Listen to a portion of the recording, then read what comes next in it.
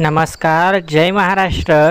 शिवसेना ठाकरे गट आणि शिवसेना शिंदे गट या दोघांसाठी ही महत्त्वाची बातमी. जाणून घेऊया सविस्तर अपडेट. तत्पूर्वी जर तुम्ही चॅनलवर नवीन असाल तर रोज ताज्या घडामोडी बघण्यासाठी आमच्या चॅनलला नक्की सबस्क्राईब करा.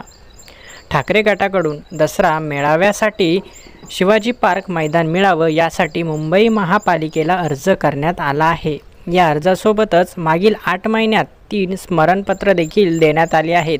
तर शिवसेना शिंदे गटाकडून अद्यापपर्यंत अर्ज केला नसल्याची माहिती सूत्रांनी दिली आहे. शिवसेनेतील फुटीनंतर दसरा मेळाव्याच्या सभेसाठी ठाकरे आणि शिंदे गटाकडून शिवाजी पार्कची मागणी करण्यात आली होती.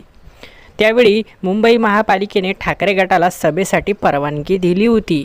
आता यावर्षी दसरा मेळाव्यासाठी शिंदे गटाकडून मात्र कुठलाच अर्ज करण्यात आला नाही. दरवर्षी शिवाजी पार्क मैदानावर होणाऱ्या शिवसेना ठाकरे गटाच्या दसरा मेळाव्यात कुठल्याही प्रकारे अडचण येऊ नये यासाठी काही महिन्याआधीच शिवसेना ठाकरे गटाच्या विभाग प्रमुखांनी अर्ज आणि स्मरणपत्र महापालिकेला देण्यात आली आहेत. गणेशोत्सवानंतर शिवसेना ठाकरे गटाच्या या अर्जासंदर्भात मुंबई महापालिका निर्णय घेण्यात असल्याची माहिती समोर येत आहे.